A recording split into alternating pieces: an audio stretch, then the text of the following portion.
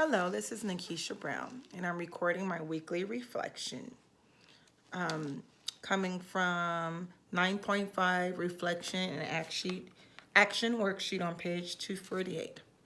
Question number 2. Reflect on the 6 primary dimensions of cultural diversity shown in Table 9.1. Age, gender, race, mental and physical disabilities, ethnicity, and social orientation. Which type of diversity is easiest for you to embrace and which is hardest for you to embrace? I think the easiest diversity for me to embrace is probably race and ethnicity. I've always been fascinated with different cultures, different races. I come from a very diverse family.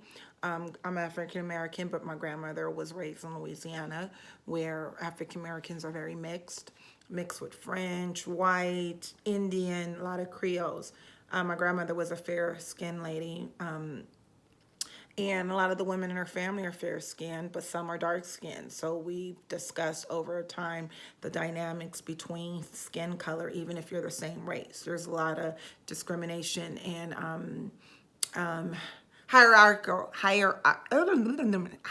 feelings of less worth, even among the African American community. I remember my junior in high school would trying to decide which college I wanted to attend. I really wanted to attend a school in Louisiana. I can't remember now. I think it was Xavier. And my grandmother said to me, she said, all those women down there, they're half white and they're mixed and they're way prettier than you. So you're not going to fit in. And I thought that was rude as hell. And I was like, why would you say that? Looking back, I figure she just didn't want me to go. But when I took a trip to Louisiana and I did see some racial tension among African Americans, I visited my family from one town, St. Maurice, and they said, oh, you're going to go visit them other people up the river. Because I was going to a town called Cypress, in which the whole town looked like a town of mulatto people, mixed people. But the people in St. Maurice felt inferior to them. And so I saw firsthand how color, culture, skin tone is a discriminatory factor even amongst the African American community, even in your right to say African American versus Black. So I feel like I myself have been always very open-minded with it. My sister's half Filipino. Her dad grew up in the Potrero Hill projects in San Francisco, and so besides his skin color, you can't tell him he's not Black. My grandmother's brother married a lady from Spain, and so all of my mother's first cousins were Spanish and Black. Each one of them married a different culture. One married his high school sweetheart who was Black. Another married their high school sweetheart who was Filipino. The third one married someone from Iran. So all my cousins were mixed. That marriage, didn't last, and she remarried with a white man. And so when we had Thanksgivings together, when my grandmother was still alive, it would look like the United Nations. And so I've always been exposed to different races and cultures. I studied sociology at Berkeley just because I was fascinated with different people, behavior, attitudes. I took a lot of anthropology classes because I was fascinated with culture and origins of behavior, and not so much bones and in that part of anthropology, but like tribal practices and not even tribal in a sense of the spiritual stuff and doing performing rituals in the sense of the dead and voodoo, that kind of part of it, but more of just how things passed on from race to race, from generation to generation, how people in different towns kind of started as one group and it broke off, and so therefore you see similarities in two different places, but there's a common denominator, or vice versa. They're totally different, but eventually one conquers the other, or they come together. And I think because I've always been fascinated just as a personal interest, I was able to see race and ethnicity from a different lens. I always want to know what someone was mixed with, not because it made a difference on their personality or their value, but more because I was intrigued on the cultural influences. I was fascinated with, let's say, people who are mixed with Black and white. They all come out different from one scale to the other. Some still look Black. don't even look white. Some look white, don't look black. And then just even the diversity in their facial features, their eye color, their hair texture. That's a big thing in the Black community as well. Good hair versus bad hair. Me being born with green eyes, I always had to hear, are those your eyes? And then what are you mixed with? Where are you from? And even though a lot of people consider me as light skinned, although I call myself caramel, I still would be considered dark if I was amongst mulatto or fair skinned African Americans. So seeing ignorance within my own culture, also seeing the disparage, that word I keep trying to say and not using it right, to see conflict even within family members over skin color, being mixed, not mixed. My younger sister for years had a complex about being dark skinned, and particularly living in a home where one sister was half Filipino and one sister had green eyes, something we didn't even know she resented us for. So because of that, I've always been able to look at race from a different perspective. So therefore, I feel like I'm more comfortable and I embrace that diversity more, because I enjoy seeing people from different makeups. I enjoy learning, where did your food come? How did those spices come? Hearing the story that, Creole was different from Cajun, because Cajun was more about the food and the spices, where Creole was more about the mix of the French and the Indian and the Black.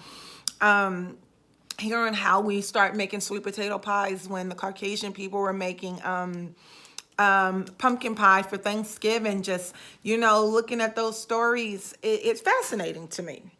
The diversity that's harder to embrace. I don't even want to say to embrace, because embrace is like saying it's hard for me to take in and accept it. I'm going to say which hardest to navigate in my everyday life. I would say sexual orientation, only because it's fluid and it's always changing. The terminology, the language, the ideals. And it's hard to know what's appropriate to say and how to say it if you're not directly in that group, or if you don't have peers directly in that group. When I was 12 or 13, I was taking college classes at UC Berkeley in the Academic Talent Development Program. I took a psychology class, and I remember seeing transgender, transvestite versus I forgot the other thing was, but like, hey, one is you just like to dress up like the opposite sex. One is you would rather be the opposite sex or something like that, and the other one was like you truly believe you are the opposite sex but trapped in the wrong body. And that made more sense to me, not sense in the sense of how one could feel that way, but the explanation of what it meant for me as a youngster. But it kind of changed, like with the trans thing now and LGBTQ and some other letters. I don't even know all the letters now. Because they keep adding it together to, I guess, to be inclusive and include everyone. But I think once the more people you add to a group or try to add under one umbrella, the harder it is for people on the outside to understand, because they're so different. Like, kind of look at like the politics with the Democrats. You have one so far left and so far right that you might isolate some people who are just neutral because you're not one extreme or the other. And I'm not saying LGBTQ in a bad way or like they're extreme. I'm just saying that once the more you start lumping more things, the average person might not know what those extra things are because they're not exposed to it. And it's not our fault, kind of. In my everyday life, I know LGBTQ, okay, I can say lesbian, gay, bisexual. I don't even know what the Q means. And then there's LGBT.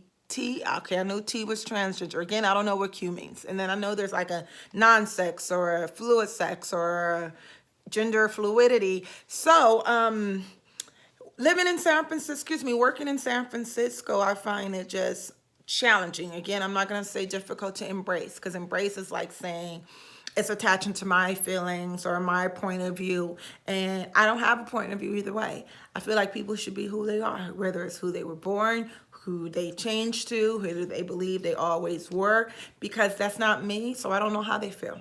I can't speak for them. I feel like if you feel like you're a man or a woman, or you want to be a man or a woman, or you prefer to go both, that is your prerogative. And even that feeling alone is controversial, because people will then say, well, you're saying it like it's their choice, or like, no, I'm not, because I can't speak for them. I don't know enough about it. I can't say that.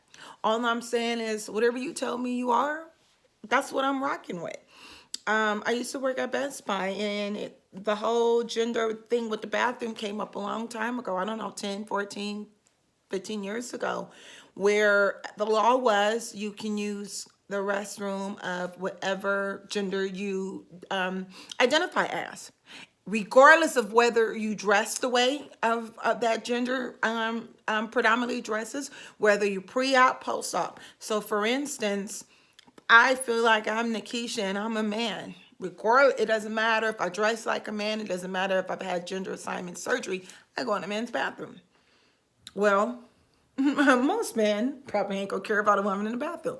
But on the other way around, if it was someone who appears to be a man but say identify as a woman, he goes in a women's bathroom. That's where a lot of people had a problem with it. And I think there was a lawsuit or something that came because a person sued because Best Buy told them they couldn't go in a woman's bathroom because they appeared to be a man, but they identified as a woman.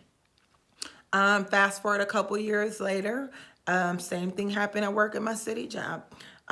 We had to go through these gender, I forgot what they call them, like compassion or understanding trainings to try to teach people to have more sensitivity. And I think it was really the companies just trying to avoid being sued.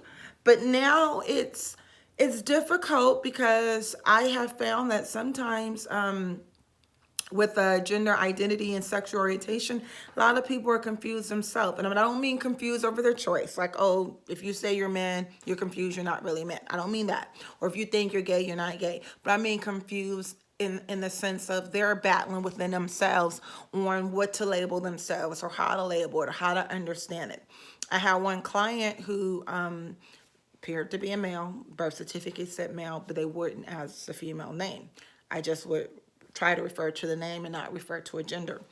And that client would go back and forth. Other times you can tell them not taking their hormones and stuff, beard, you could tell that, I don't want to say that now he's going back as a male, but he's not making the effort to appear as a female.